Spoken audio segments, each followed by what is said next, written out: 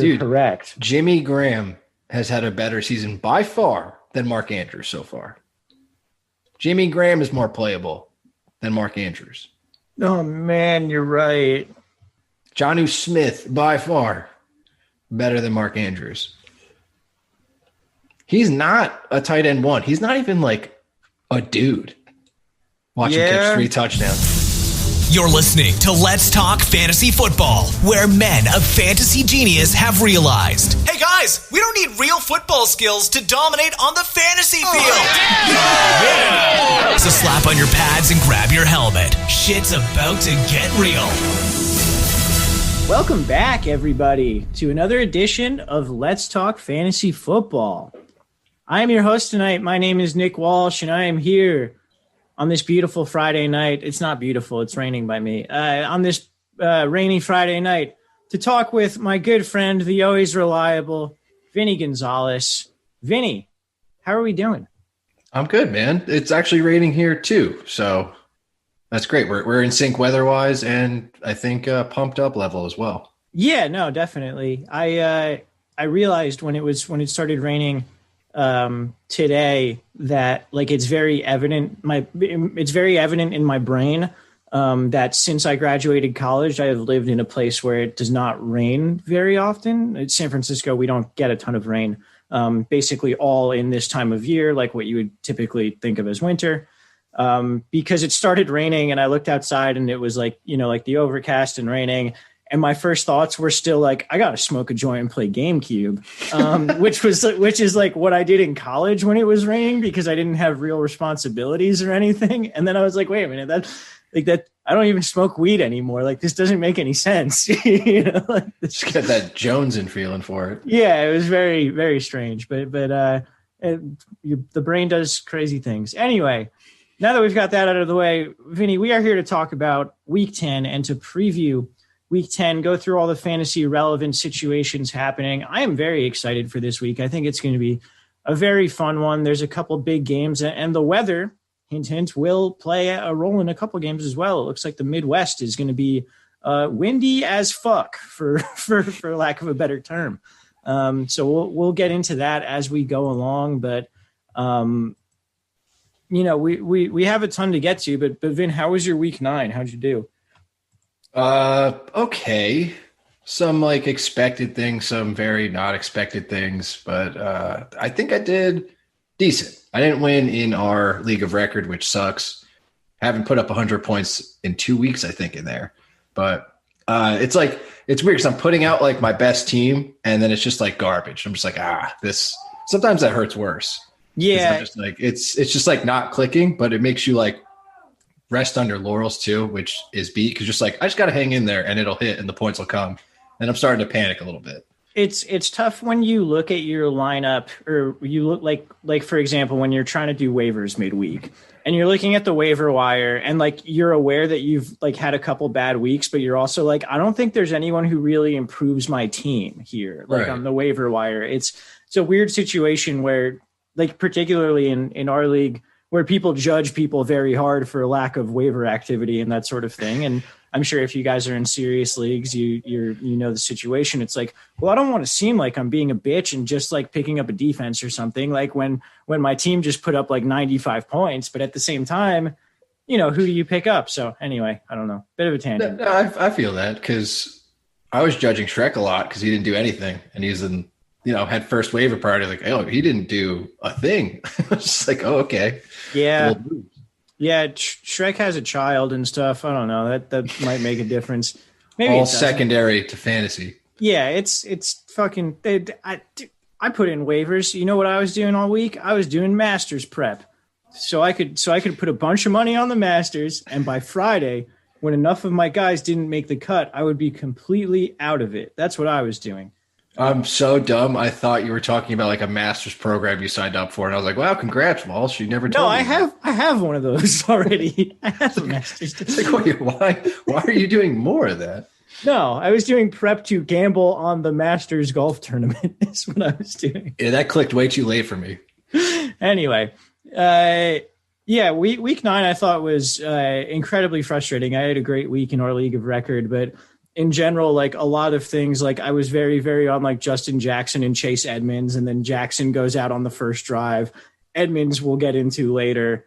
And just a whole bunch of things where it was like, I went back and reviewed a lot of stuff to like see if I was stupid after this week. And my conclusion was like, no, I wasn't stupid. I think I just kind of got bad outcomes on a lot of things, but maybe that's just a coping mechanism. Anyway, let's jump into week 10, dude. Enough of me ranting and raving. Week 10, we've got 4 teams on the bye. We've got the Falcons, the Cowboys, the Chiefs, and the Jets. Obviously a couple teams in here that are very much struggling and you don't have a ton of fantasy relevance, but the Falcons, you've got fantasy relevance and also the Falcons are a team that creates fantasy relevance for their opponents. So that's a big one to be missing on this slate. And the Chiefs, of course, you've got so many guys that you can play. So everybody's favorite defense pickup of the week against the Jets is also gone for the week. That's true. That is 100% true, though it didn't work out this past week when Joe Flacco slung the pig around. Oh, yes, he did. Bizarre shit. Anyway, let's jump right into these week 10 games, and we're going to start with the Tampa Bay Buccaneers at the Carolina Panthers. This has an over-under of 50.5. The Bucs are a 5.5 point favorite. So let's start with those Buccaneers. We had our first week of the quote unquote full strength Buccaneers this past week, where we've got Brady, the 3 wide receivers, Evans, Godwin, and Antonio Brown. We've got Gronk out there. We've got Fournette and Rojo both fully healthy, and they got fucking boat raced. So I don't know if we actually have any idea what they look like. Do you have any confidence in any real projections for this team?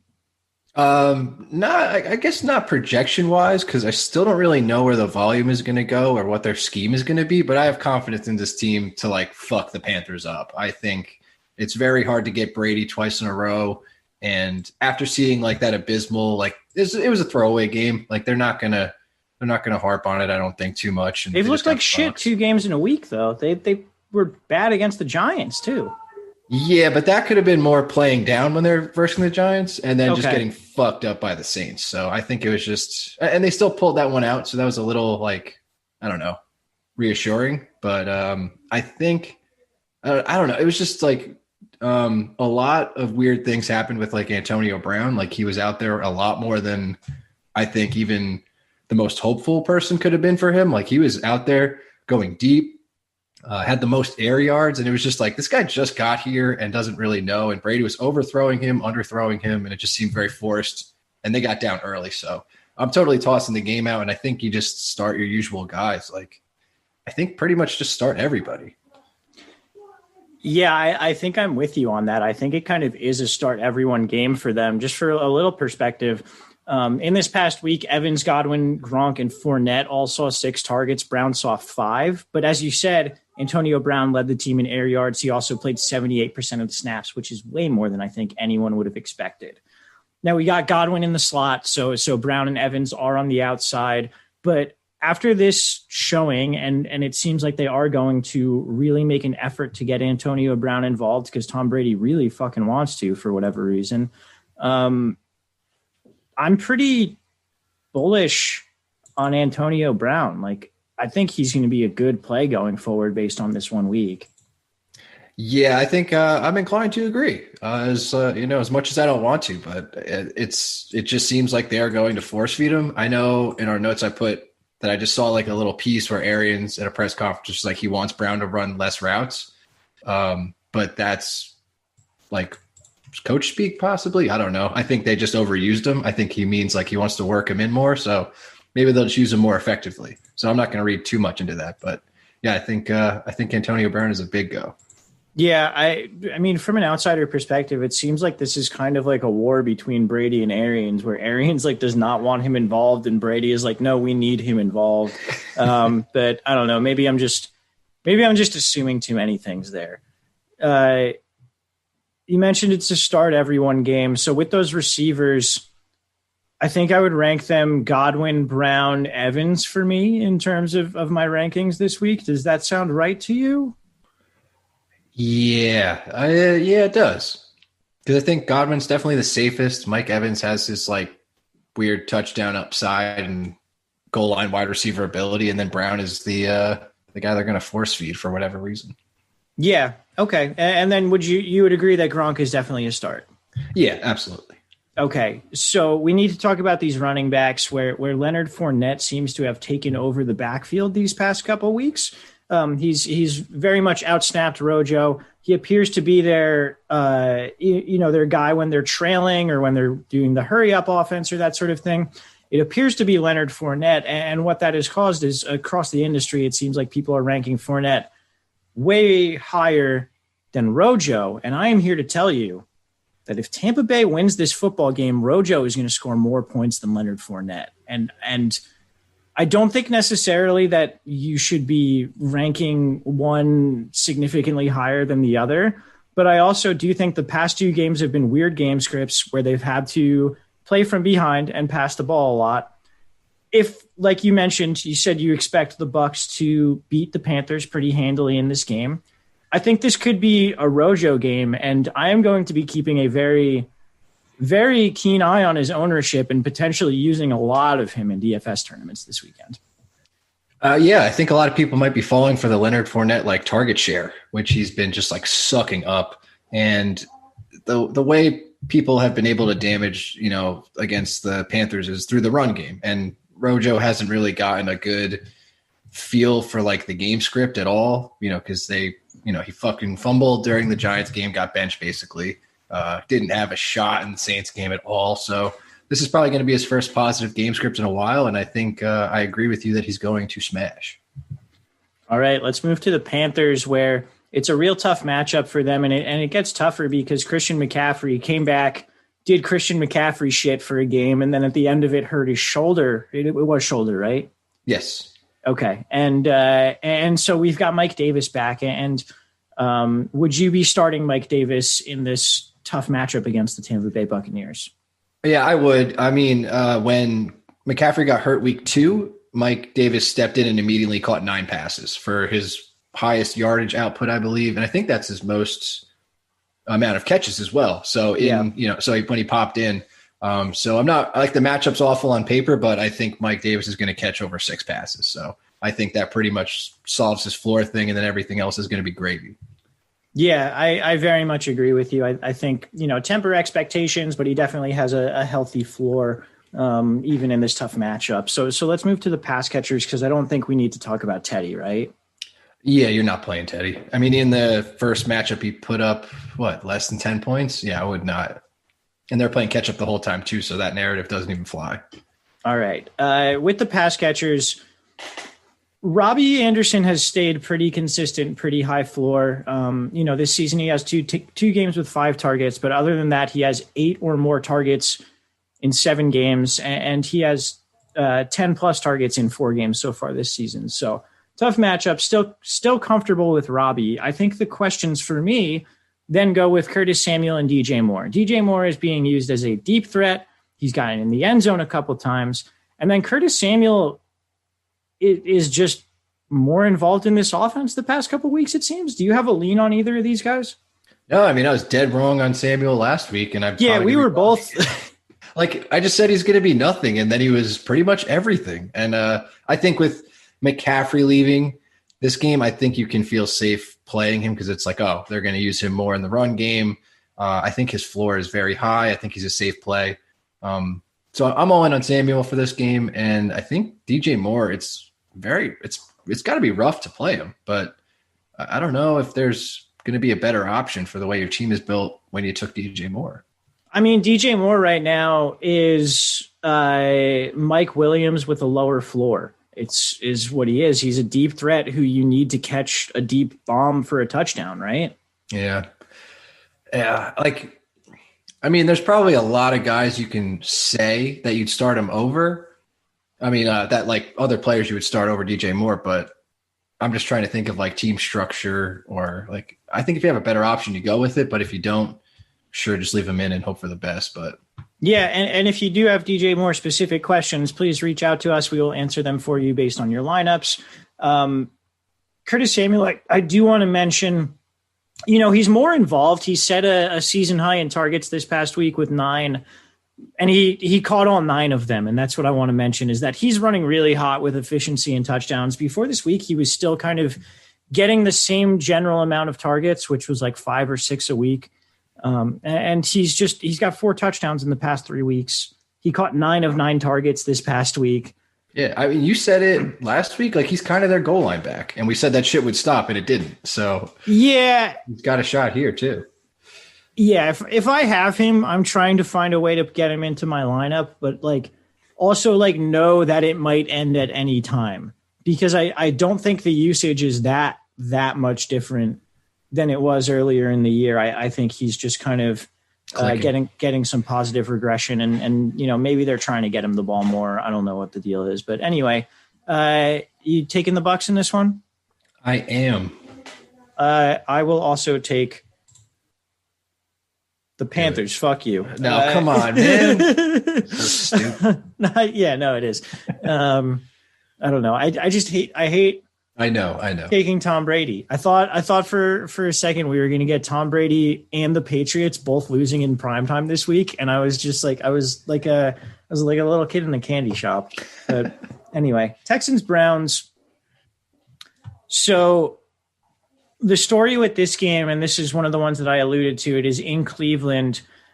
28 mile per hour winds in the forecast here. So between the time that you set up this outline, the Browns, the over-under in this game was 49.5. It has dropped now to 46. We'll see where it ends up on Sunday. Oh, no. But, yeah, right? Because this was going to be a big shootout. Exactly. Fuck me. Yeah. I saw the rain, and I looked up the weather, and it's going to stop raining at 12 or 1. And then, so the field is going to be soaking wet, and the wind is just going to be whipping dick around. So I don't know, because that Browns Raiders game, after seeing that shit, I was like, I don't think I would ever touch this. And I have a lot of players in this game, so I'm very nervous. Yeah. We'll get to the specific plays here, but yeah, it's keep an eye on the total here, because, people talk a lot about weather, and you can say, oh, this game's going to be really rainy or really cold or snowy or windy or whatever. What I keep an eye on with weather is that total continually going down? And that's what I keep an eye on until Sunday morning. And this Houston-Cleveland game opened at 54.5 for the over-under and is down to 46. That's an 8.5 point decrease. That's got to be – so that might be a little bit of a couple factors. I think Chubb coming back just because the Browns are going to try to run a lot more, and then also the weather. But I think the weather is probably playing a bigger factor. Yeah, that's pretty fucking huge there. So to me, that means it's real, and the concerns there are real. We'll start on the Texans side of the ball. I don't think you're benching Deshaun Watson despite weather concerns. Yeah, that's one of my guys in this matchup. So you can't sit Deshaun no matter what. Yeah, I also think you cannot bench his top 2 wide receivers because Brandon Cooks has, over the past 4 games, has 39 targets. He's turned that into 372 yards and 3 touchdowns on 27 catches. He's gotten at least 9 targets in every game over that span. Brandon Cooks is the wide receiver 1 over the past 4 games for this team. You also have Will Fuller with 30 targets. He's turned that into 18 catches for 316 yards and 4 touchdowns. A slightly higher average depth of target for Fuller, and his lowest game has been 5 targets. So not a terrible floor either. To me, even though the weather is bad, these guys are unbenchable right now, particularly in a good matchup. Yeah, very much agreed. And they're doing a lot after the catch too. So they'll be able to make some shifty moves on probably a soaking wet field. So good things can happen when they get the ball in their hands. Yeah, Randall Cobb's a guy I would have considered if we were still at that 54.5 point over under. But or if this was in a dome. Yeah, at this point, I don't think it's worth it. And then we need to mention David Johnson is out for this game. So we have the Duke Johnson revenge game. Do you buy Duke Johnson this week? Yeah, this is the other guy I am playing in this game. took him on the waiver wire, and I was just like, it was kind of like a gift and a curse. I'm like, sweet, I get a playable running back. Shit, it's Duke Johnson. So there you have it. And it's, I don't know, I just feel like his floor seems very safe. At minimum, I think he catches a bunch of dump offs. So I'm looking at, a decent ceiling opportunity with a very high floor for this play. Yeah, I mean, there's no difference between David Johnson's floor and Duke Johnson's floor as the starter in this offense. And David Johnson was an every week starter before he was out. So, and they literally have no other plan. Like David Johnson goes out, Duke comes in, every single running back touch goes to Duke. Yeah. So they're not going to change anything. The next guy they have is Buddy Howell, and they're not going to give that guy a snap. So yeah, I'm pretty sure that guy took like my aunt to the fucking high school dance back in 1967 or whatever. Buddy Howell. What kind of a name is that? Anyway, I like it. Buddy Howell. All right, fair enough. Let's go over to Cleveland, where you mentioned Nick Chubb is back. So that's huge. It's great for this matchup. Houston sucks against the run. And also, I think kind of underrated through all of this, because part of me has been like, why has Kareem Hunt sucked while Chubb has been out? And it all kind of clicked today, and I was like, right. Wyatt Teller was also hurt pretty much the entire time that Chubb was hurt. Wyatt Teller is a spectacular run blocking guard, and he's coming back the exact same time that Chubb is coming back. So like, we're going to get this situation where they just both come back at the same time. And they both, Chubb begins to smash again. I also think you can start Kareem Hunt in this matchup. What do you think about that? Yes, agreed on all accounts. Just make sure that Chubb is back because he's not activated, but it's like 90% sure that he's going to come back. So just double, triple check that. Yeah, absolutely. The other big return outside of Chubb and Teller is that we get the Hoop Daddy back. The Hoop Daddy returneth, as you put in our notes. Before he got hurt, he was averaging almost 8 targets a game in the 3 weeks leading up to that injury.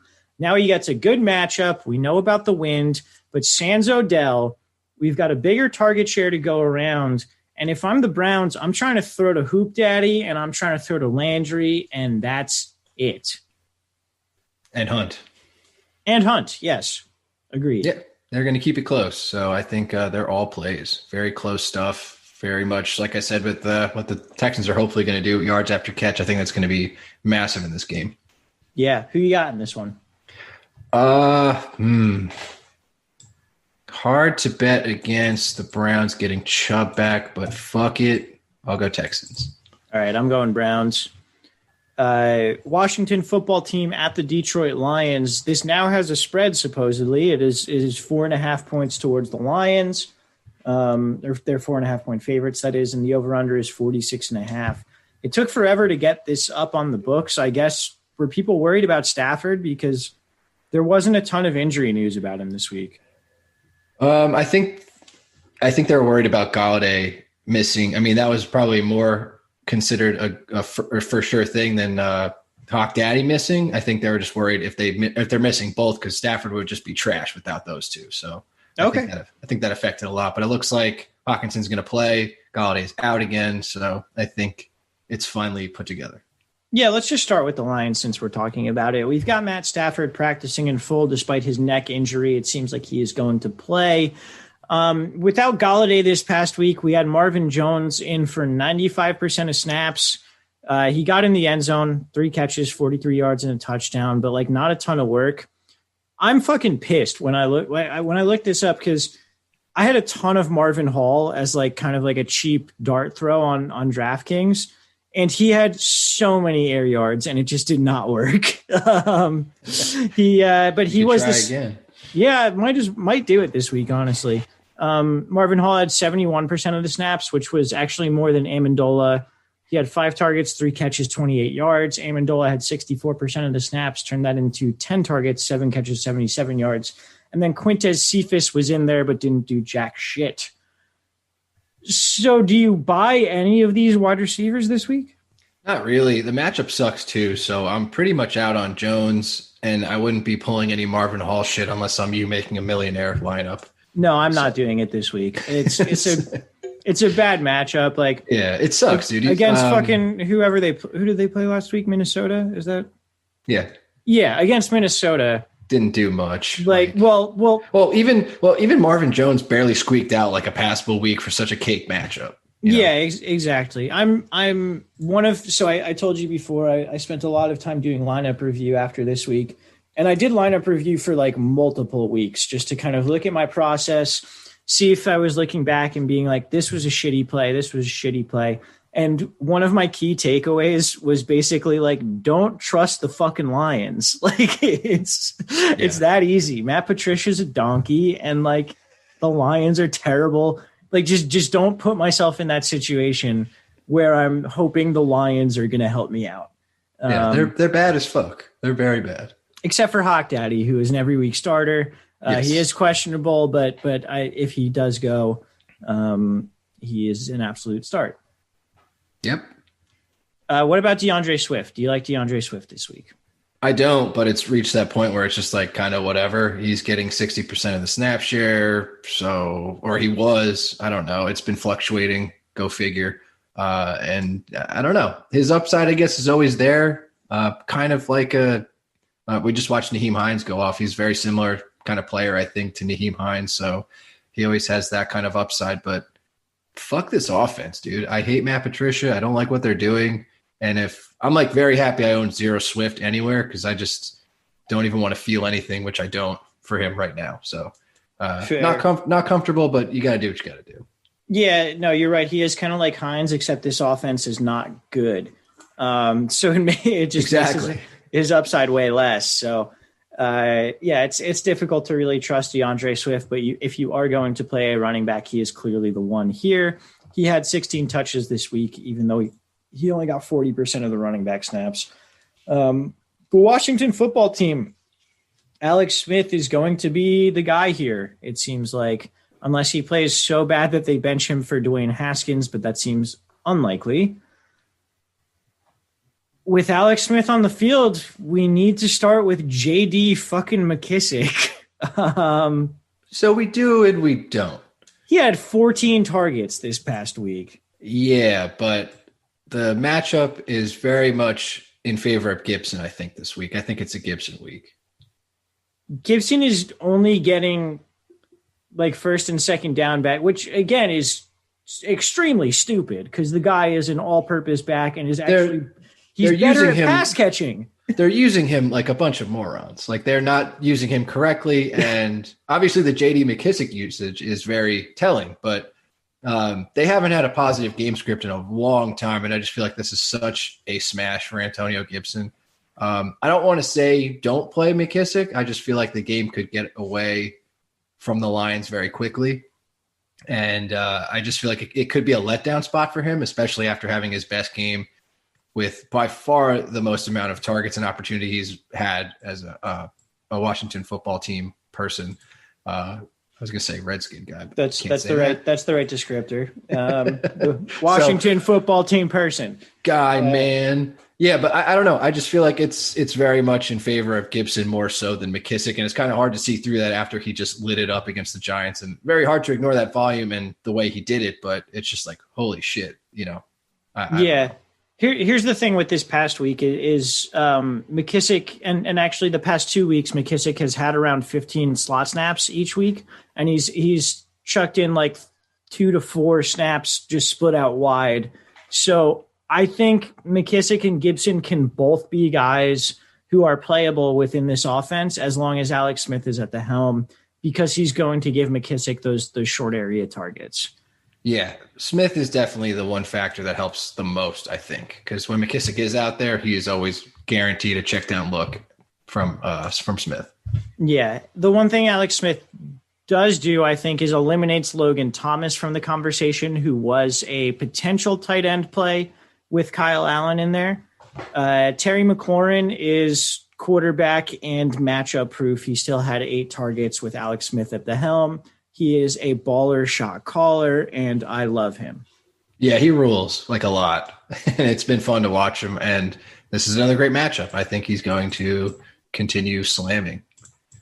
Very much agreed. Who you got here? I'm going to go with the football team. Me too. Fuck Matt Patricia, dude. I hate him fuck so the Lions. much. Dude is trash. How have there not been like hot seat stuff about him yet? So here's the thing. One of my good friends is from Milwaukee. Went to college with a bunch of kids from Detroit who are Lions fans.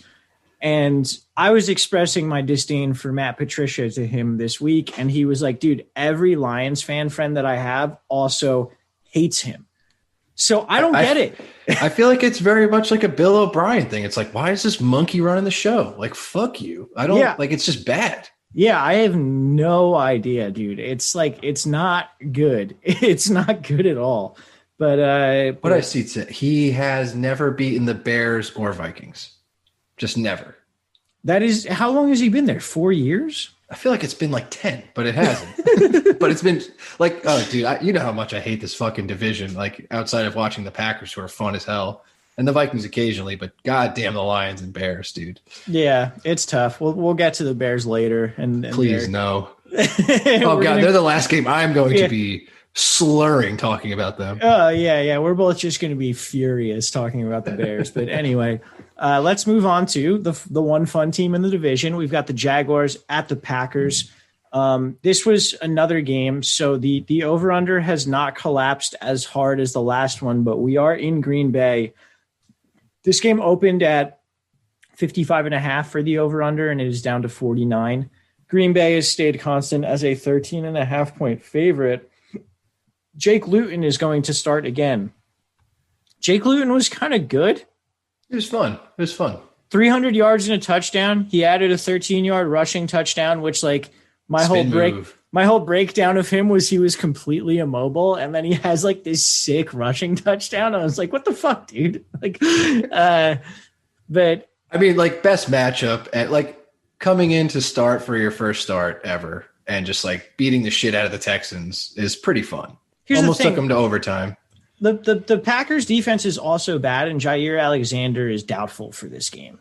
Do you have any confidence that Luton can do it again? Mildly. I mean, I think he'll at least be fun, and with Alexander on the mend, like you can nail DJ Chark again, like that rules. So I think I trust him enough to at least make Chark work. Okay, that's definitely fair. And again, I know I said the over-under contracted. I do want to pull up the actual weather report. It's still at 50.5 too, so that's not bad. I see it at 49. Tomato.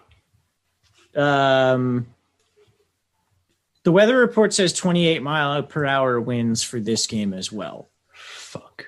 That sucks. Yeah. So, I mean, there are other games with winds in the teens, but these are the only two games that we've already talked about that have this kind 25 and up. Yeah, which is kind of like the limit that I'm looking at when I start worrying about weather. So yeah, it's danger zone wind capacity. But to your point, I think DJ Chark with his gigantic role, he has 33 targets over the past 3 games.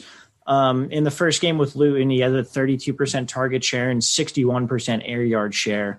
With Alexander out, I think Chark should be very, very playable. And also, Chenault is out too, so yeah, I'm not fucking around with Chris Conley or Keelan Cole in this matchup. Oh no, I just meant like all that's going to go to Chark. Okay, cool. I like that as well. Other pass catcher we need to talk about. Tyler Eifert had 5 targets in Luton's first game. It was his best game of the season, 4 for 48.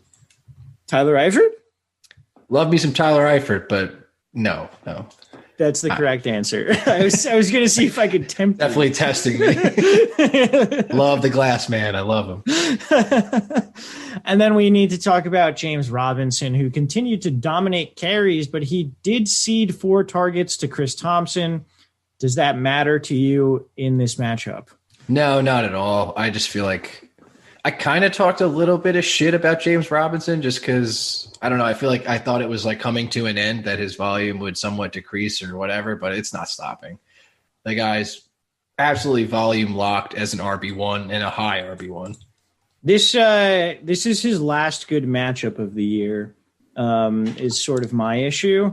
Are you scared or like, the volume is king here. I'm going to try and trade him. I'm hoping Don isn't going to listen to this. I'm going to try and trade him and a bench wide receiver to Don for Derrick Henry is what I'm going to try and do after. Yeah, he's going to send back some serious stuff your way. But yeah, you got to do it this week too. We got the deadline next week.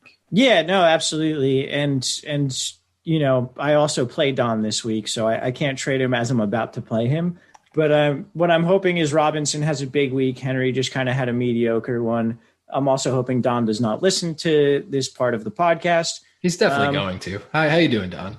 Hey, Don, what's up, dude? I'm going to try and fuck you on a trade for Derrick Henry this week. Anyway, yeah, I think that's all we got on the Jaguars. So let's go to the Packers, where I am tempted to want to play peripheral pieces in this matchup. Even with the decreasing over-under, the Packers are still the only team on the slate with an implied point total over 30 points.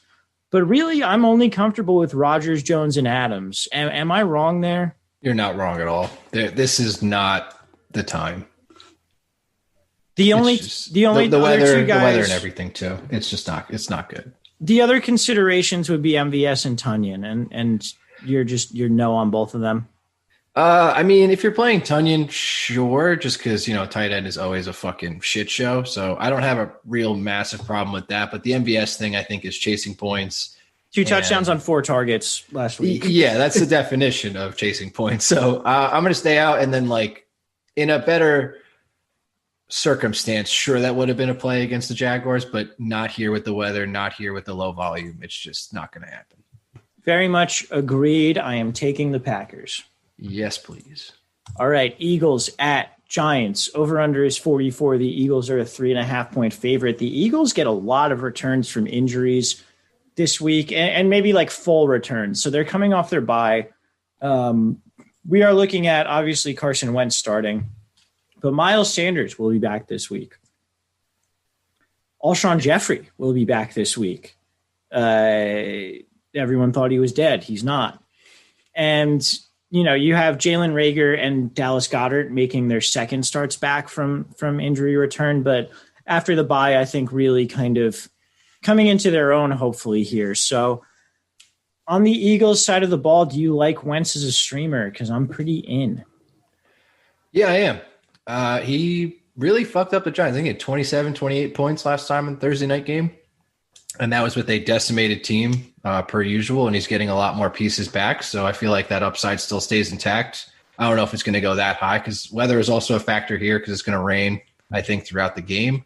But I think less of a wind factor. So it's not that huge. But I do like me some Wentz. Yeah, I'm pretty in on Wentz. I think he's a pretty good start.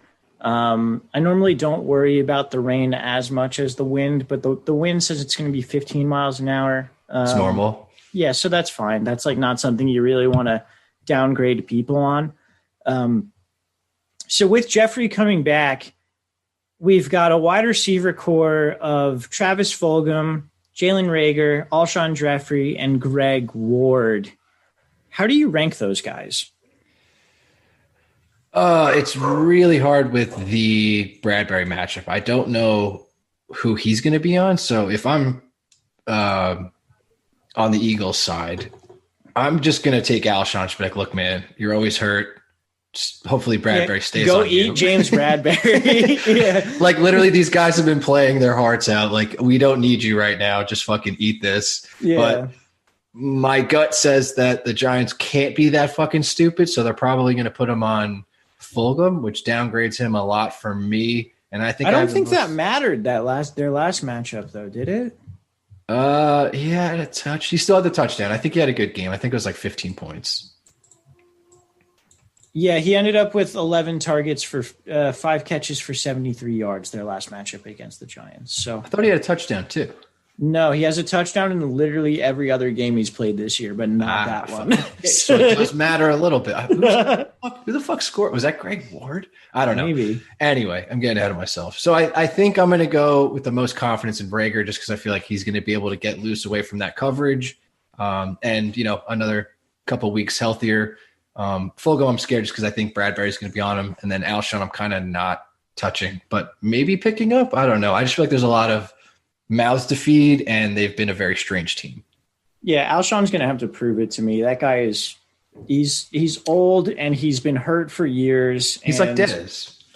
Yeah, and what's the point of having him? Yeah, so for me, I would rank those wide receivers as Fulgham, then Ward, because I think no one else is really a slot receiver here. Okay. And I think Ward will continue to get snaps in the slot. And then after that, Rager and Jeffrey, because I think if anything else, what Alshon does is sort of split snaps with Rager.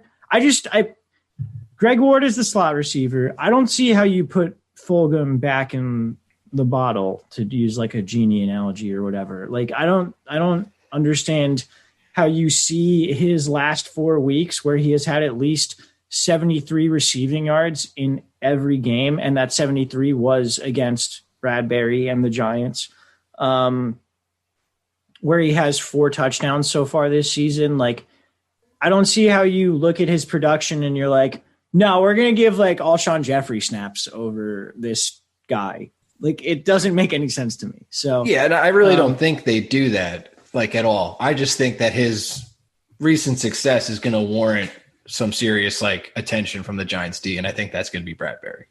Okay, fair enough. That's fair. What about Dallas Goedert in this matchup, who should be fully healthy?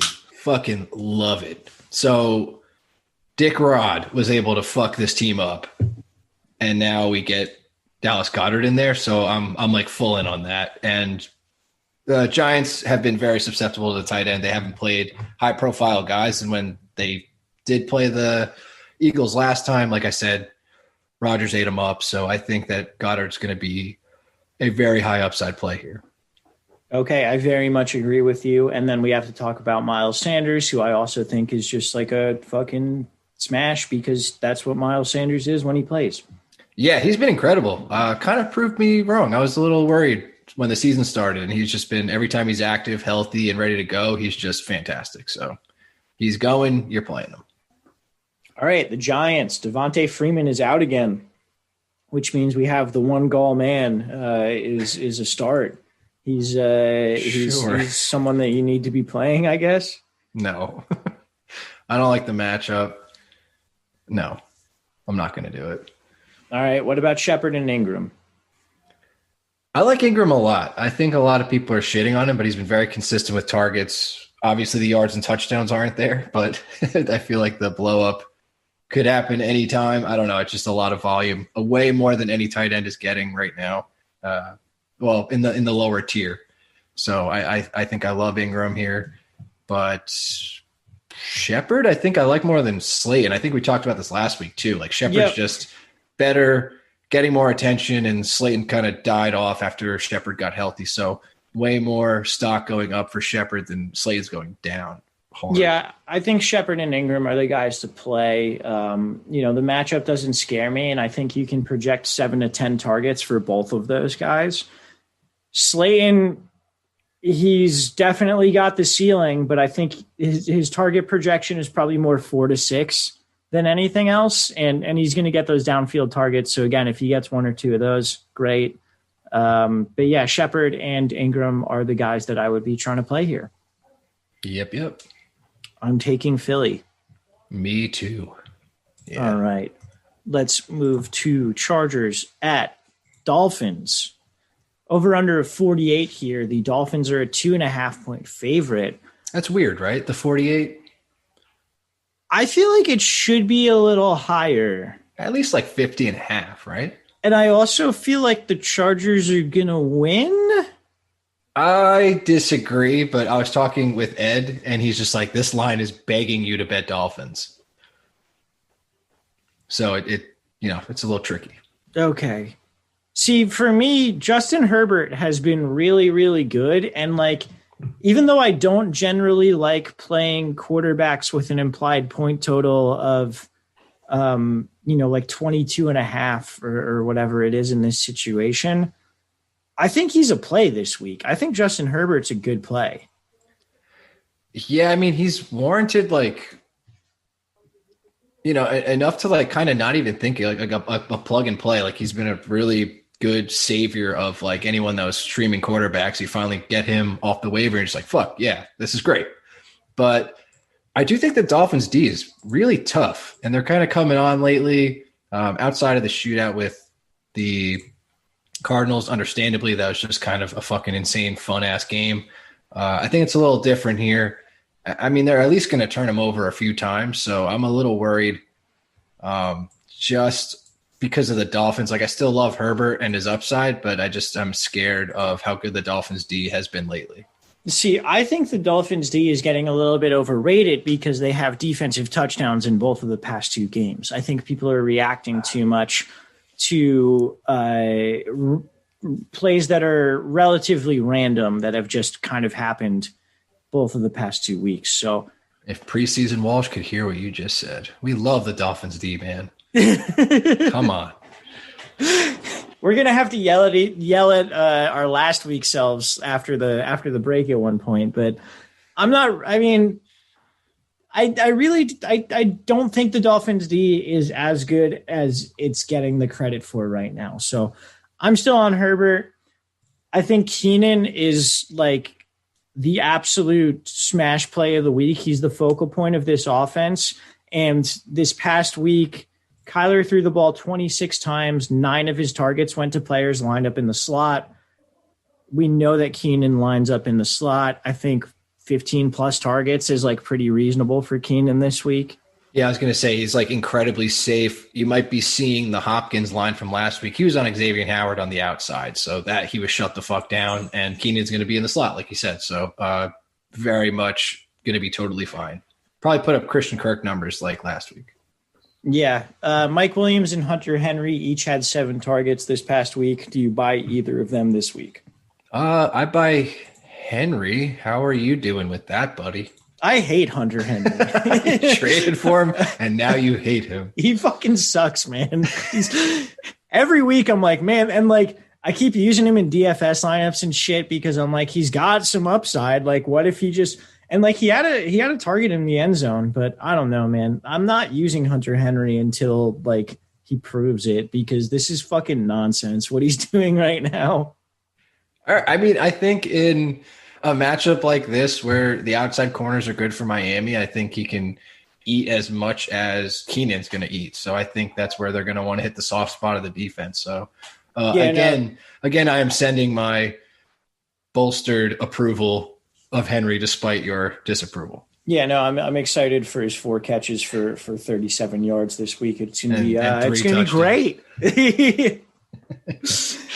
Let's talk about the running backs where look at this. Yeah, this sucks, man. Justin Jackson was So did you hear about that? It happened pregame, and they just didn't report it until the game had already started. They ran him out there for 1 snap, and then they were like, nah, that's it.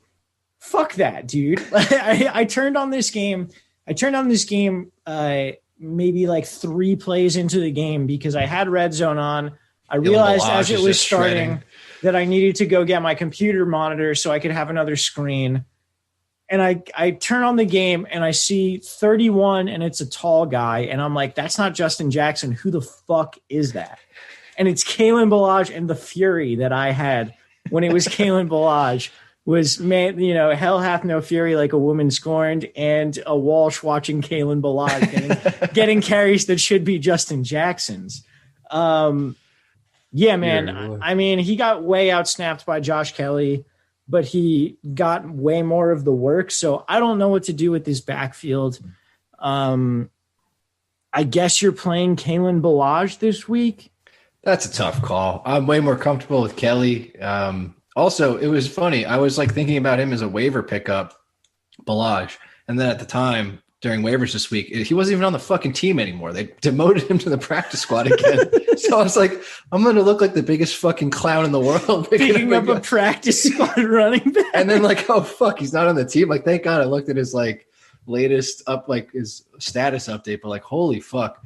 But he is going to be, according to Anthony Lynn, he will be activated because Justin Jackson's going to be out. Fuck playing Kalen Ballage. Do not do that. I think Kelly's the play here. I'm getting tilted, like just talking about this. I'm getting so understandably mad. That shit cost you money. Yeah, dude, and like a lot of it. But anyway, I think it cost a lot of people money. So I am not alone in that sort of thing. Let's move to the Dolphins, where Tua really had his breakout performance against the Cardinals. He was very efficient. He added 35 rushing yards. I don't think he's a starter yet. Do you? I'd play him.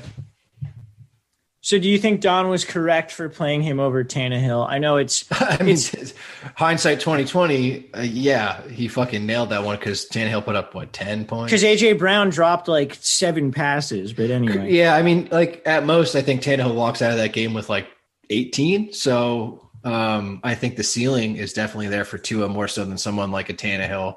I mean, it's all in retrospect, but I don't know. I just feel like the upside's there. He's got the floor with the rushing capability already. Looks fantastic. Is smoke being blown up his ass? Sure. But I think this is going to be another fun game, and I think we're going to see a lot more to it, and I think it's going to be fun to it. Yeah, that's definitely fair. My thing is, like, if you, like you said, is smoke being blown up his ass, if you listen to people, it's like, oh my God. Tua versus Kyler. It was the craziest quarterback back and forth of all time. And then they did this shit where they're just like, should the Bengals have taken Tua instead of Burrow? I'm like, dude, what are you fucking talking about? Tua threw for like 240 yards. Like, it's not like he not to mention, like, or anything. Burrow looks like a 5-year pro right now, like fucking 8 games in, like, relax. It was so, I hate how we just like take 2 Tua games and just like, oh, everyone is stupid. Like, is he better than Herbert? Like, even dude, he's not even better than Herbert right now. Like, based on the highlights, like, I would have thought he rushed for 77 yards, and then he added 35 yards on the ground, which, like, he had a very sick escape play and actually had like 3 of them. So it looked, like you said, it was very, very much embellished. Let's talk about his pass catchers. Preston Williams is on IR after scoring a touchdown and then getting rolled up on by a defender while celebrating in the end zone, which fucking sucks. That's the Walsh special, man. He catches a touchdown and bounces with an injury. Yeah, that's right. He did that last year in that game where I could have made so much money on him. But anyway, I have a lot of those stories if you want to hear them all. We're looking at Devontae Parker and Jakeem Grant should be the starting receivers. Malcolm Perry and Mac Hollins will also mix in. I did look this up. Malcolm Perry is playing as a wide receiver, not a running back. So for whatever that's worth, take it for that. Devontae Parker's the only guy you can trust here, right? Yeah, 100%. What about at tight end where Mike Gesicki is seeing around 70% of the snaps and then dead and buried? All right, fair enough. Shaheen and Smythe are each getting around 40% of the snaps too. Yeah, I mean, like, is there a chance Gesicki gets more of the target share with Williams out? For sure. But like, betting on that is not the correct move. Yeah, I forget who Tua actually threw the touchdown to, but I had to watch the highlights like all day, and the announcer was just like, Tua slings it, touchdown Gesicki, and it's like not Gesicki at all. Yeah, that's the thing. They all look the same. Shaheen, Smythe, and Gesicki look like the same fucking guy. They are just like very tall white tight ends, and you're just like, oh, that's Gesicki, and no, it's never Gesicki. It hasn't been Gesicki for 5 fucking weeks. So yeah, week 2 it was Gesicki. Since then, it has not been Gesicki. We are very past this. Like, Gesicki's great, and I really do think he's a fantastic tight end, but I don't know what happened in that flip of a switch from week 2 to 3, but it has been off for the remainder of the season. Yep, absolutely. All right. At running back, Matt Breida is questionable with the hamstring for this game, so I guess he plays. We saw a running back committee between Salvon Ahmed, Jordan Howard, and Patrick Laird this past week. Do you want any part of it? No. I'd like to be excited about Brady because I think he could be good, but even when he was healthy on this weird ass team, like he just wasn't good. So I'm out. Yeah, me too. I am taking the Chargers. Chargers. No, Dolphins. All right. Broncos at Raiders, and then we will take a quick break. But let's start with Drew Lock. Drew Lock, if the game stopped at halftime, you would have been real pissed. But when the game ended, that motherfucker had 30 fantasy points this past week. So Walsh, my friend Brett texted me and was like, thank God you and Walsh talked about Cam and Drew Lock because that was what I was deciding. And I was just like, yeah, I hope Drew Lock does really well. And at halftime, I was like, I'm never texting Brett back again. He had 8 points, somewhere in that range. And I was just like, this is shot. And just all of a sudden, almost top scoring QB, 30 points. I was like, wow. All right, that worked. Yeah, we were totally right on that. Yeah, no, I mean, dude, well, here's the thing. That was part of the projection was that we thought Drew Lock would have garbage time against the Falcons. So not that much. No, I didn't think Drew Lock backlog 25 garbage time points in after half. No, it was funny. I at halftime, I think he had 12 points or something like that. And I was looking at all my Drew Lock stacks on DraftKings because I did have a bunch of Drew Lock stacks. We talked about it the entire podcast. None of them made money because of various other things. But at halftime, they all had 12 points or whatever. And I'm writing these lineups off as they're dead. I don't need to pay attention to them. I don't need to think about late swaps for them, anything like that. And then all of a sudden I look down and Drew Lock has 33 points. I was like, what the fuck just happened here? And what really happened is he threw the ball 48 times, threw for over 300 yards, 2 touchdowns. He added 47 yards and a touchdown on the ground. Let's run it back, dude. Let's do it again. Drew Lock.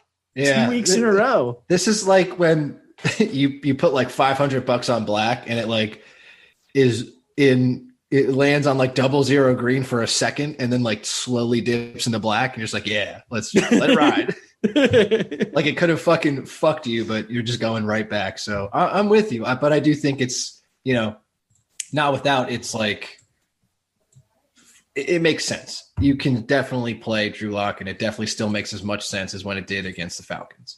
This is back in the day playing Blake Bortles when he was having his one fantasy relevant season where it's this guy sucks, but let's go for it. Right. And he's kind of doing the same thing as he's slinging all deep as fuck, every single play, doesn't care. And that's the way you should play when you're a quarterback that probably won't be around for a while. Just fucking balls to the wall, go for it. Yeah. So Jerry Jeudy, speaking of slinging, has led the league in air yards each of the past 2 weeks. He saw 14 targets.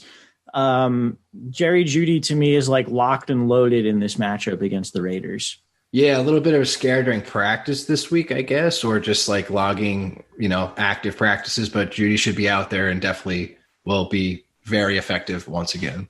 For the rest of the wide receivers, Noah Fant got hurt, but then came back. He still only saw 3 targets. I think I'm rolling him out there because tight end sucks and because Albert O is now on the IR. KJ Hamler added 10 targets, 6 catches, 75 yards. And then Tim Patrick had 9 targets, 4 catches, 29 yards, and a touchdown. Do you have interest in either of them against the Raiders? When Hamler gets the ball, I'm like, who is that guy? Because he's so shifty. He's so shifty and maybe the fastest dude I've ever seen on the field. His highlights so far in the NFL have been very slim to none, but it has been electric every time. So they're coming. Yeah. So I think this offense is going to be something eventually. Definitely not this year, but keep an eye on KJ Hamler. But I don't really think him or Tim Patrick are plays. I think it's all on Jeudy for me. Those two just seem not worth the risk. Despite another good matchup, I'm still just kind of more invested in Jeudy. Okay. Philip Lindsay is still getting outsnapped 60-40 by Melvin Gordon, but he actually had more carries and more targets than Melvin Gordon this past week. I am on Philip Lindsay against the Raiders. About time, dude. Come around.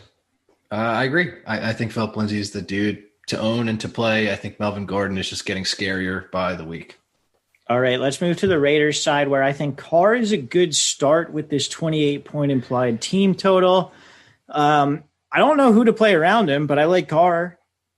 Yeah, Carr's been decent. I think fantasy-wise, it kind of hasn't really hit as much as you want it to. Like, Walsh, in this matchup, would you rather play Carr or Locke? I mean, the dumb asshole who likes taking unnecessary risks and he wants to play Drew Lock. But right. But the Raiders fan in you and the guy that owns Carr in our league is like, I'm letting Carr go. Yeah, but I am also starting Drew Lock in other leagues. So this go, man. Yeah. I cover your bets. Yeah, it is what it is. I think the only pass catcher that you really need to worry about here is Waller. He had 10 targets this past week. They're all really, really low depth of target, but the Raiders offense right now is the run game. Darren Waller getting like somewhere between 7 and 12 targets, and then like 4 other guys getting like 1 to 3 targets, and a couple of those go for 50 plus yards. That's like the entire Raiders offense.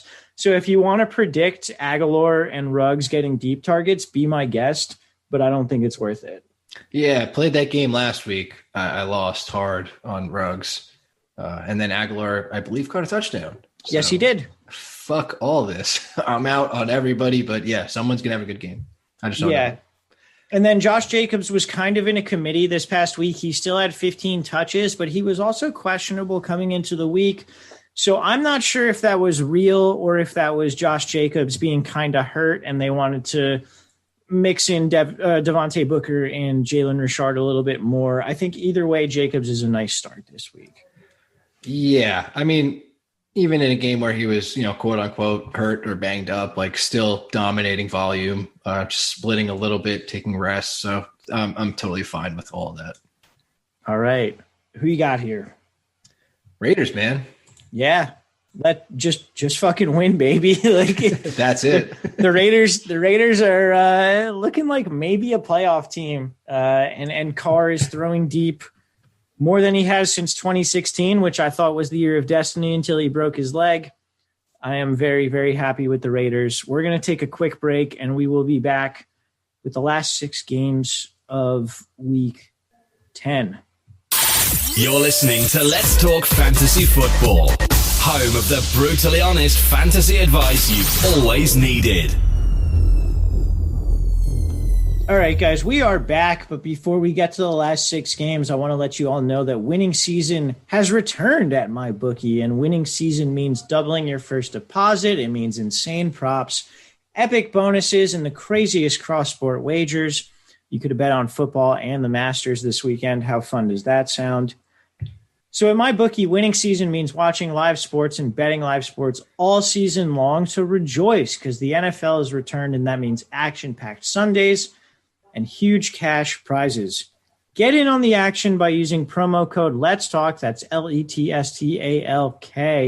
I always wonder if I'm going to mess that up by like when I spell it out real fast. I think I don't do it normally, but I would absolutely fuck that up. Anyway, LETSTALK, and double your first deposit because new players get up to $1,000 free in free play. It's designed to add more excitement to the sports that you love and the games that you bet, so make sure you are betting with the best this NFL season for your chance to bin weight. Oh, he slips up at the end. To win big. He slides for home. Out. Anyway, guys, use that promo code Let's Talk and double your first deposit because your winning season begins today. Not yesterday, not tomorrow. Today. Only at MyBookie. Bin wig, baby. Bin wig. Man, that was tough. That wasn't good. All right. We have 6 games to go, and we've got some belters and a couple shitty ones. So we're going to go through them. I feel like we should have organized this differently where we did 6 before the break and 7 afterwards, but whatever. It's too late now. Let's talk about the Bills at the Cardinals. Cardinals are a 2-point favorite. The over-under is 56.5. That has been bet up huge after the performances by both of these teams. And this is where me and you need to hang our heads and repent, because we doubted John Brown. We did. I think everyone did, though. It's not all on us, right? Maybe. Yeah, but we were part of everyone. And normally when it comes to John Brown, me and you are better than everyone. We said that too. I believe it might have been me saying that, last year's selves of us would have been very disgusted. And they're still right. And they are still disgusted in us. Yeah. Our past selves are disgusted with us, but you know what? Josh Allen's fucking back. I think there are two schools of thought with Josh Allen this year. And the one is that he's playing great against pass defenses that are bad and playing bad against everyone else. That school of thought gets debunked by his bad game against the Jets. And I think the school of thought that's correct is that he's great when John Brown is healthy and he's bad when John Brown is not healthy. And John Brown is still healthy. So that means Josh Allen is still fucking back. All right. Yeah, I like that. Like way more than any theory that like Josh Allen might not be a capable quarterback, because he's fucking great. And the John Brown connection seems to be very real. So much so that if he's not there, it just crumbles for him. So, well, I really more than the connection, I think the idea that John Brown can stretch the field, that he draws coverage, like all those sorts of things. It's like all the numbers in past years where like. Also, that's why they brought Diggs in, because Diggs can do all the shit, and they just had like their full design was to have what they've had when they're fully healthy, which is obviously every team's thing. But when it's out here, like it was just like, we'll bring Diggs in. He's a fucking route specialist, has been clicking with Josh Allen on all cylinders. And then you have John Brown, who stretches the field, can easily do the same thing that like Stephon Diggs does, but like at a lower level. But, it just seems like this offense could have taken a next step, but, with him being hurt, really delayed the process. Yeah, and this will be a week to really tell, where this isn't a great matchup against the Cardinals, but it is a situation where it's a high-paced game. The Bills are fully healthy at wide receiver. I think you play Brown. I think you play Diggs. I do not think you fuck around really deeper than that. I don't think you fuck around with Cole Beasley or Gabe Davis. And then I think you maybe play Zach Moss. Do you have any opinion on Moss there? So everything you said about wide receivers, Josh Allen, correct. With Moss, I love Moss. He's their goal line back. He's getting as much catches and carries basically as Singletary, and Singletary sucks ass. So I'm all in on Zach Moss. I think it's finally going to be like that later season push where morons that were taking him in the draft will finally be happy if you held on to him. Wait, Zach Moss? Yes. So you're talking about me. I'm that moron who took him in every draft. Yes. I was talking shit to your face, and you got it now. There you go. It took me a second. I was drinking my beer, and I was like, wait a minute. Is he talking about me? He was talking about me. I am that moron who drafted Zach Moss in every single league. But now you're a genius. We're fucking geniuses. No, all right. I think that does it for the Bills. So let's move to the Cardinals. My first note that I took on the Cardinals says Kyler is going to fuck hard. It ain't wrong. So two questions. One, I guess you kind of answered it. How hard is Kyler going to fuck? Hard. Two, do you think, how Kyler has those like super short steps when he's running and it looks like he's like going to like pumping like a million? Do you think he fucks like that, where it's just like super short but like really fast? Yeah, I'd imagine so. Okay. All right, good. Just not a bad stroke. That's a good stroke game. No. I mean, it's fast. It's like porn fast, but it's like, I mean, I guess it works. It's actually like comically fast. Yeah. Kind of looks just funny if you're watching it. But it feels good, I bet. Yeah, I'm sure it does. Anyway, Kyler's going to have like 37 fantasy points in this game. Yeah. Amongst other things that he does later or whatever we're talking about. Kyler Murray's good, right? Yeah, I mean, he's like spectacular. He is potentially going to be the first quarterback. He is on pace to do this, to throw for 4,000 yards and rush for 1,000 yards. That's insane. I think it's underappreciated how good Kyler has been this year. in terms of just production. And he's, I want to say, fantasy's number 2 quarterback right now. Like, it's not getting recognized just how much he is doing right now. Well, he's statistically one. I mean, like behind Russ, right? Like Russ is still 2, right? Oh, is he? Okay. Yeah, I think so. I think Kyler's like way ahead, but he's basically like, you know how we've been talking about like the MVP race and like how it's kind of muddled. Kyler's like very, very much in that and kind of not getting talked about, I guess. You know, like when you're looking at the grand scheme of things, like you're looking at like Russ, who's like lifetime achievement award, basically. Aaron Rodgers is definitely in that conversation too. Mahomes as well. Mahomes for sure. Like he's like, even Mahomes had to come from behind in the MVP like bullshit race that was like halfway through the season. So Kyler is pretty much doing exactly what Lamar did last year and is getting, you know, next to no consideration so far. But I think it's going to be noticed like as the weeks go on. And I'm actually like, I really have no idea who's going to win MVP, but holy fuck, is Kyler just like insane right now. Yeah, he's playing really, really great. Let's talk about his pass catchers. DeAndre Hopkins had a very, very bad week this week. I'm not really sure why. Xavier Howard. Yeah, okay, that makes sense. But I think smothered him. He should rebound, and I think also Christian Kirk is a great start against this Bills defense that really hasn't done anything this year. So very much about that pass game. Yeah, I'm all in. I think Hopkins has a better matchup this week against Tre'Davious White, who he's talked shit about, and they have, I don't know if it's friendly, but they definitely go at it on Twitter and talk a lot of shit. And Hopkins just flat out said he does not respect him. So I think Hopkins has a lot to prove here, especially after getting shut down last week in a game where they scored so many points and he scored nothing fantasy wise. So I think he comes out and has a great game. And then I think Christian Kirk is like nearing that. Like I Deshaun Jackson level can't sit, but like in the same vein can sit for a higher floor guy if you want. Yeah, no, I completely agree with you. And in this matchup where, again, 56.5 point over under, the Cardinals implied point total is like almost 30 points. Like you need to start Christian Kirk this week. Yeah, he's almost becoming like a guy you can't sit, but I didn't want to necessarily say that because it's, you know, still very much, I don't know. He's just taking advantage of matchups. And again, that's a whole bunch of other stuff. Let's talk about the running back position.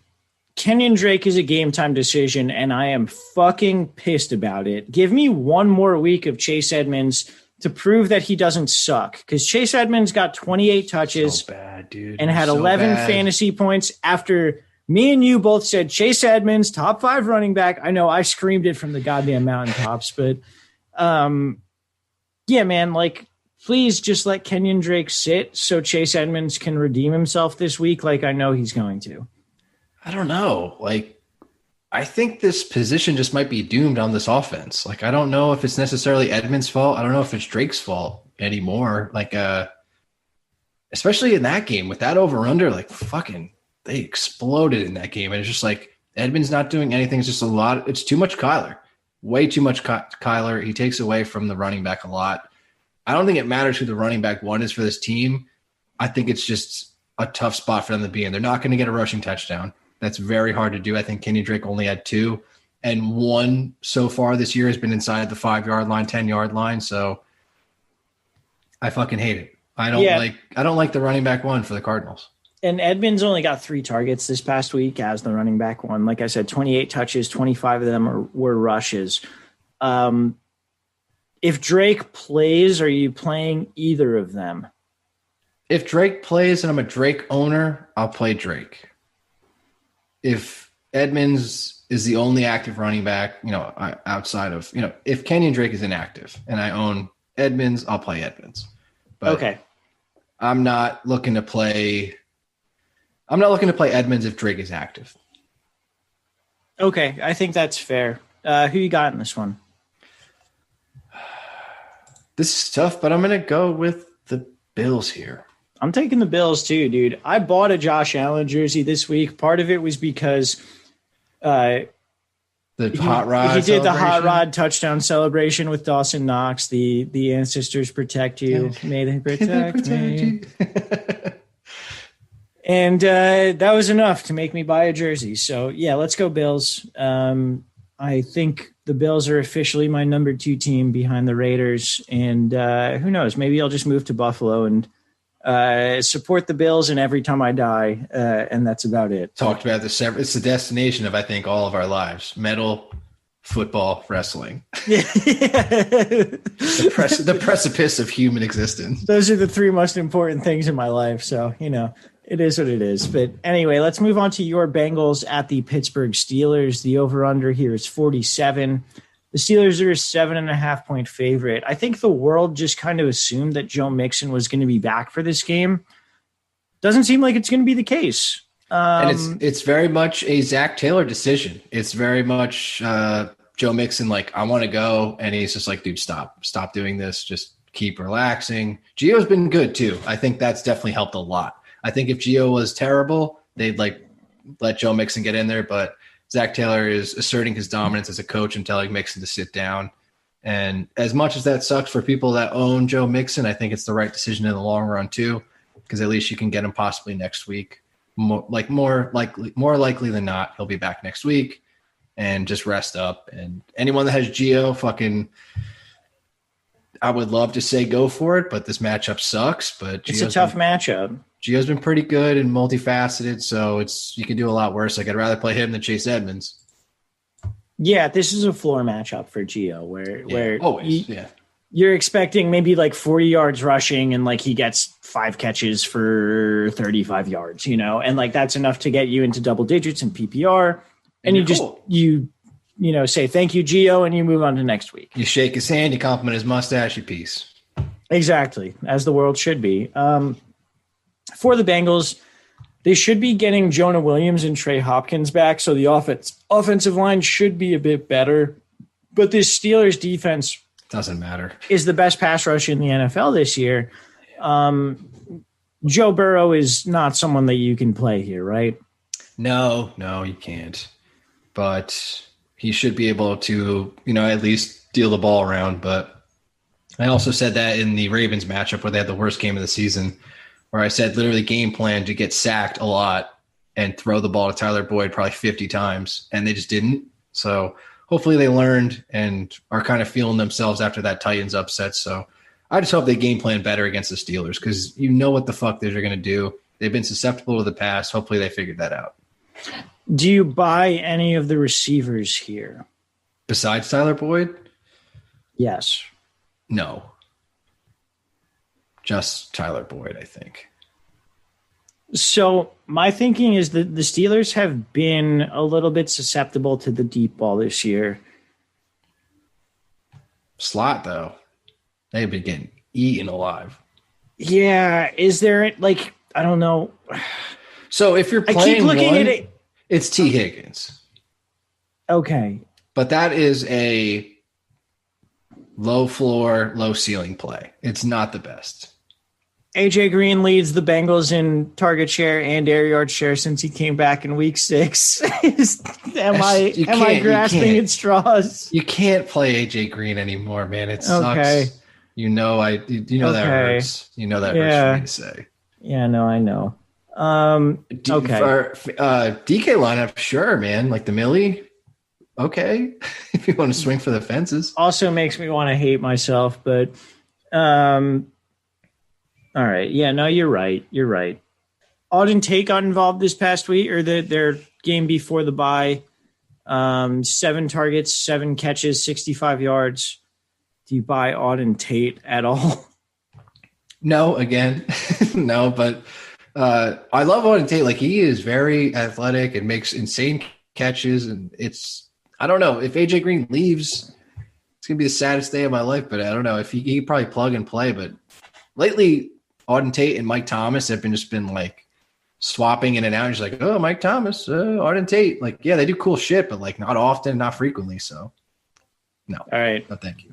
Fair enough. Let's move to the Steelers side. I don't think you can play Roethlisberger at all in general. Do you have any disagreement there? Yeah, he's on the Stafford COVID plan, so he will be playing, but he'll be on fucked up knees and not practicing whatsoever. So he'll walk into this game and just play it. but you can't really expect him to smash you.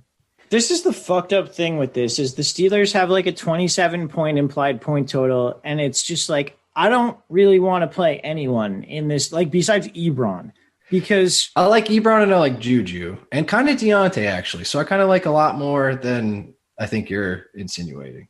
I'm fine with those guys. The wide receiver core, I don't know where it's coming from. Literally, Juju, Claypool, and Deontay all have identical air yard shares at 26%. Juju has the most targets, followed by Deontay, then Claypool. But it's like, I think we discussed this last week. Like, two of those guys are going to hit, and the other one just isn't. Every single week. That happened last week. Claypool was on the out. Claypool's probably going to be on the in this week, and then Deontay's going to be on the out. Or Juju. Like you said, it's always two. It just pisses me off. I don't know what to do with it. Ebron's an every week tight end, though, and then James Conner has been pretty disappointing. I agree, but if you're going to get right, it's going to be against the Bengals, even though they're getting some help back on the defensive side. Sam Hubbard. Atkins is going to be out, I think, though, right? I didn't see anything about Atkins, actually. I know Mike Daniels and Hubbard are back, and they're like kind of the run stopper dudes, so I'm with that. But I don't know. I think Conner has had good games against the Bengals, and I think he's going to here. Like, I think I don't know. Like the doubt creeps in with Conner every week, and I just feel like you're playing him no matter what. And against like the Bengals, I think it's fine here. Okay, that's understandable. He the fact that he like sucked against the Cowboys is brutal, but also that's like the whole team sucked. They just played down, and like they're not going to play down in the division, I don't think. Yeah, like I would love to call a Bengals upset here, but I just feel like after, of course, playing down in an away game like they always do, I'm scared of what they're going to do to the Bengals. Yeah, I'm taking the Steelers. I'm going to take the Bengals because I didn't take them against the Titans. I don't give a fuck anymore. I'm taking them to win out. All right, there we go. Seahawks at Rams, over under 55 with a 2-point favorite for the Rams. Is that surprising to you at all? Very, very. I think it has a lot to do with the Seahawks. So the Seahawks have to play perfect. They have to, Russ has to play perfect. That defense is dog shit, and they kind of haven't been clicking the same as they, like, I think just like they're getting tired. As the season goes on, they're all getting tired. Russ can't sling 5 touchdowns a game. The defense has never not been tired, so they're just letting up score after score, and it's tough to keep up. And I would say it's surprising just because I think the Seahawks win this game, but the Rams coming in as a 2-point favorite at home is acceptable, but it's just like I'm inclined to take the Seahawks here because I think they're just more fun and better. Yeah, I think we're also biased towards the Seahawks as like fantasy centric people where like they're just like the, you know, we see them and we're just like the Seahawks and their players are great and the players against them are great. That kind of thing. You made a good point with Russ. I believe the first 3 or 4 weeks of the season had a 13% touchdown rate, and that has gone down to about 7% over the past couple weeks. So worth noting there. For the Seahawks, though, I still think just play all the guys that you would normally play. So obviously Russ, Metcalf, Lockett. I think David Moore you can play. The questions come at running back and tight end. So Chris Carson and Carlos Hyde are both questionable still. This past week, I'm going to toot my own horn. I was right. Travis Homer was way more involved. When did they fuse? Was way more involved than he was the week before. Each him and DJ Dallas had 9 touches. DJ Dallas had a better game, though. Yeah, because he got in the fucking end zone. Yeah. I'm just saying.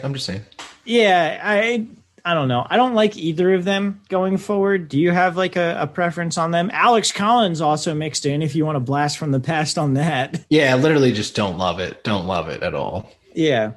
What about the tight ends? Again, probably like a weird don't love it sort of thing, but in the past couple of weeks it had been Disley, Olsen, and then Hollister in terms of snaps. And then this week it was Hollister, Olsen, Disley. I don't give a Hollister fuck, dude. I don't care about this at all. Hollister had 7 targets. You can't ignore 7 targets at the tight end position. I can and I will. I would rather play Tyler Eifert than any of these fucking goddamn tight ends. Easily. I'd rather play, I was going to say Tyler Higbee, who's probably on a lot of waivers after getting dropped. I'd rather play him on the other side than any of those guys. I might rather play Gerald Everett. We'll talk about that. Jared Goff. Right. Jared Goff is a great play in this matchup. Number 1 streamer of the week. Yes. Yep. And then so with his wide receivers, Cooper Kupp has a hand injury and a shoulder injury, but I believe he's expected to play. That summed up to banged up in a lot of injury reports, and there's like he's fine. So yeah. Well, so here's the thing, too. The Seahawks are going to be without Shaq Griffin and without Quentin Dunbar, who are their top 2 cornerbacks. So does it even matter at this point, though? Like that's the thing. The Seahawks cornerbacks already suck, and now it's like their best 2 are gone. So it's like, to me, I think you should be playing Kupp, you should be playing Woods, and you should be playing Josh Reynolds this week. Josh Reynolds is back. Okay. All right. I mean, no for me, but I like the enthusiasm. I'm going to play him in DFS. That's fine. That's totally fine. Okay. At tight ends, we were saying Everett or Higbee. Everett last game saw 9 targets. I think Higbee saw 5. I'm not really trying to do either of them, but yeah, actually let's do this as like a dumb thought exercise. There are 5 semi-relevant tight ends in this game. How do you rank the 5 tight ends in this game? All 3 of the Seahawks are just at the bottom. And then that's Higbee, Everett for me. So I think I go Everett, Hollister. No. Higbee, Olsen, Disley. Whatever. I don't even know what to say to that. Like, all of this is I bet like all those combined score as much as Ebron this week. Yeah, no, probably correct. The Rams running backs we do need to talk about. Darrell Henderson is questionable. I think whether he plays or not, I'm not trying to play any Rams. Do you have a disagreement there? I still like Henderson. It's been weird to accept that he's been a very viable fantasy asset and kind of a massive asset to the Rams rush game. So I think Henderson's still a good play here. Okay.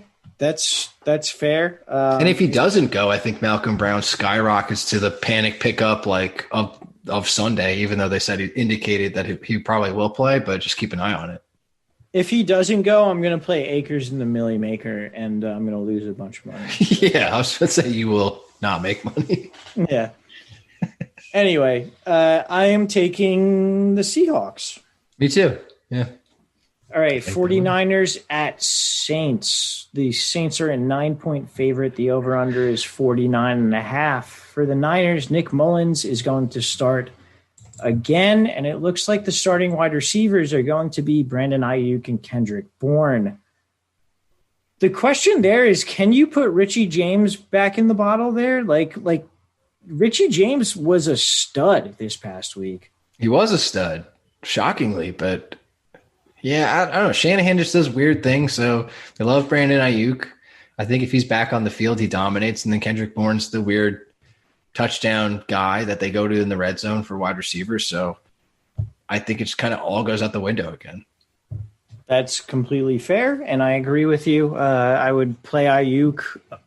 I think I would go reluctantly, Ayuk. Like very reluctantly. Yeah, Ayuk, James Bourne for me in that order. Yeah. At running back, we have McKinnon and Hasty. I'd rather play McKinnon. I don't know. Rather blow my brains out.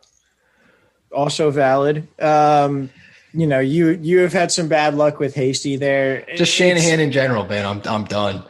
And then I got the notification there that said the Jerick McKinnon thing, where he's just like, Jerick McKinnon is going to get a shitload of work this week. No, he's not. Watch Hasty just go off. Yeah, I don't care. I can't be trusted with this. I'm going to have to play McKinnon in leagues this week, and I'm just going to cross my fingers and cross my toes, and I'm going to pray and Allahu Akbar or whatever. I don't know. Like that's it. At tight end, we're going to see some sort of split between Jordan Reed, who is supposedly going to come back, and Ross Dwelly. Do you have any interest in either of them? Count me the fuck out. I'd rather play any Seahawk tight end over these two. Fair enough. On the Saints side of the ball,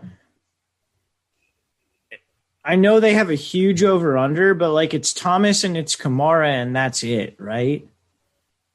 I'll play Breeze. Let me look at – okay. Talk about the Saints side while I look at some quarterbacks to give you like a this or that for on Breeze. Sure. I mean, I also think like Jared Cook is a very good play. I'm not out on Cook. I think, Thomas, of course, comes back into the fold. Yeah, I don't know. Yeah, I'm okay with all the main studs, and I think that Drew Brees is definitely going to have another good game. Okay. Justin Herbert or Drew Brees? Drew Brees. Drew Lock or Drew Brees? Drew Brees. I think you're wrong on all of these. With Jared Cook had 3 targets this past week. You're really trusting him again? Yeah, dude, he was like 5 inches from a touchdown. Just happened to like that weird wacky fumble. And other than that, like has been very solid, very good. So I am all in on Jared Cook. I don't think I can't think would you rather play Hunter Henry or Jared Cook? Jared Cook, you're right. There you go.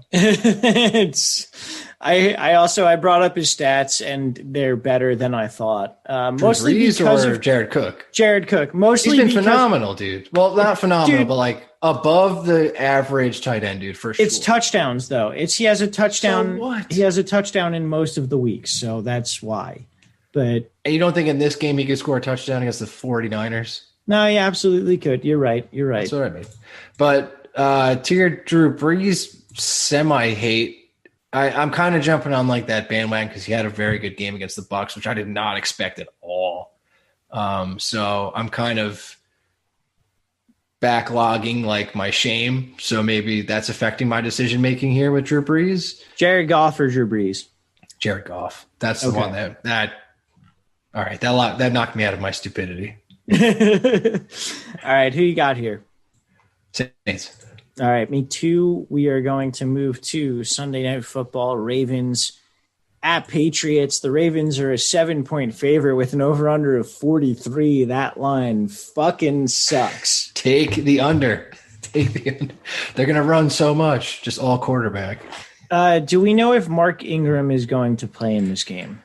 Mark Ingram on and off this week at practice and should be a go, which is the worst thing possible. So we can't play a single person. it takes a shotgun and sticks it in that running back whore's mouth. It is game over for everybody. Dude, I mean, like on the Ravens side, because this is the side you would theoretically want, right? It's Lamar, and that's it.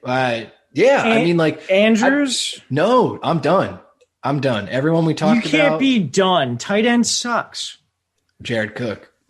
You're going to play Jared Cook over Mark Andrews this week. He has so many more touchdowns. I'm like, as I'm explaining it to myself, you're correct. Jimmy Graham has had a better season by far than Mark Andrews so far. Jimmy Graham is more playable than Mark Andrews. Oh, man, you're right. Jonnu Smith, by far, better than Mark Andrews. He's not a tight end one. He's not even like a dude. Watch him catch 3 touchdowns now. I don't care. I'm going to still talk shit. See, that's the thing is like that might happen because he has 2 games this year with 2 touchdowns.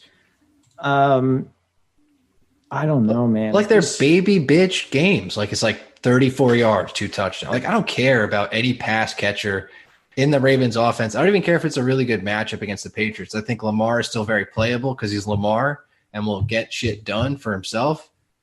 I guess that's counterintuitive to what I'm saying, but like he's still very much a play, but I don't trust anything else. Like watch Willie Snead catch a touchdown or some fucking random shit like that. Like I'm out. I mean, we mentioned it before, but Flacco just fucked up the Patriots. Like Do you buy Hollywood in this at all? How can you? Like, no, I can't. I can't. No. I can't. I can't. So is the best fantasy play in this game just Jacoby Myers? No, it's Lamar. But after that, yeah. Okay. Is there anyone else on the Patriots that you would want to be playing? No. Not a single person. Yeah, I think you're right. This is why I said we should have had the... We could have talked about this very early. Yeah. Anyway. I just went in order of the way the games are being played, so... No, you were correct, but like we should have anyway. It doesn't matter. I should have reorganized. Yeah, who cares? Who do you have in this game? Ravens by a lot. Yeah, me too. I love seeing the Patriots lose, and I want to see it happen again. Monday Night Football, Vikings at Bears. The over-under is 44.5. The Vikings are a 3-point favorite. For the Vikings offense, it has been all or nothing for all of their players, where early in the year, it was their wide receivers. So you had Thielen and you had Justin Jefferson going nuts the whole time. The past couple of weeks, it's been Dalvin Cook, and then this past week, it was Irv Smith too.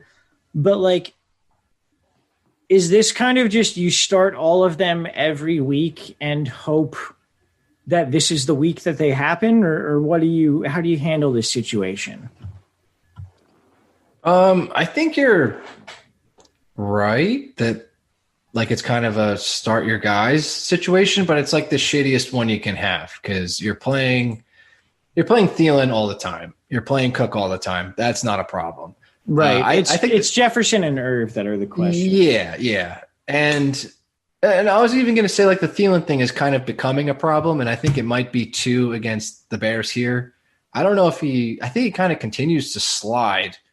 I don't know if their schedule improves. I don't have it up. But yeah, against the Bears, like that's just fucking rough. Yeah, like, the Bears are a great team against or defending the wide receivers. Yeah, they've been absolutely dynamic shutting people down. So I don't think they'd have a problem with shutting down Thielen, especially when their main focus is going to be shutting down Dalvin Cook.